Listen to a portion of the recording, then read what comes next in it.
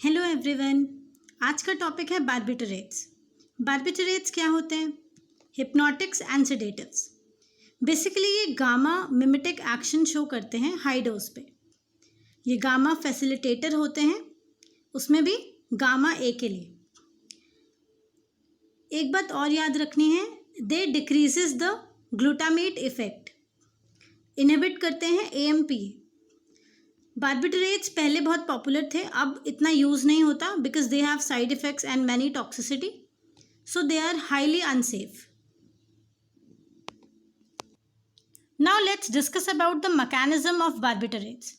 बार्बिटरेट्स plus gamma, फिर क्या होगा? एक्टिवेशन होगा गामा रिसेप्टर का, इससे क्लोराइड चैनल ओपन हो जाएगा और it increases the duration of gamma gated channel opening. इसके वजह से हाइपरपोलराइजेशन होगा सेल्स का। This leads to the depression of the CNS. अगर हम इस डायग्राम को देखें, इसमें alpha projections, BZD site, chlorine channel lumen और बार्बिटरेट साइट्स दिख रहे हैं।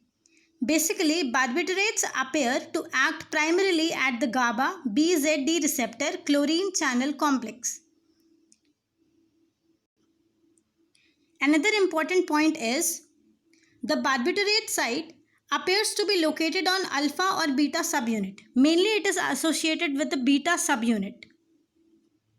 So the barbiturate site is on the beta subunit. Now next is the classification of barbiturates. This is the classification. Number 1, ultra short acting. It includes thiopentone, methohexital. Second, short acting, butobarbitone, pentobarbitone. And the last one is long acting, phenobarbitone and mefobarbitone. One thing you need to remember is thiopentone. Thiopentone बहुत ही high lipid solubility show करता है. Barbiturates are well absorbed from the GI tract. They are widely distributed in the body. Basically lipid solubility कितनी है, कैसी है, उस पर depend करता है कि वो सीएनएस में कैसे एंटर करेगा. तो थायोपेंटोन की जो लिपिड सॉल्युबिलिटी है वो बहुत हाई होती है, इसीलिए ये इंस्टेंटली एंटर कर जाते हैं. On the other hand we have phenobarbitone. इसका एंट्री बहुत स्लो होता है बिकॉज इसकी लिपिड सॉल्युबिलिटी बहुत लो है. One important point is barbiturate cross placenta, इसीलिए they are secreted in milk and can produce effects on fetus and suckling infant. Now we have to study metabolism. अगर intermediate lipid solubility barbiturates हैं तो इसका metabolism liver में होगा. 3 processes होते हैं: oxidation, dealkylation and conjugation. Another one is low lipid solubility. यहाँ पर यूरिन में एक्सक्रीशन होगा, that would be in unchanged form. So excreted unchanged in urine. Here comes the important uses. Phenobarbitone को epilepsy में use करते हैं.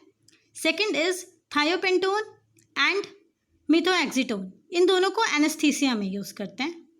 एक important note है, phenobarbitone it is the drug of choice. 3 cases में phenobarbitone is the drug of choice. Crigler-Najjar syndrome 2, seizure in neonates and status epilepticus.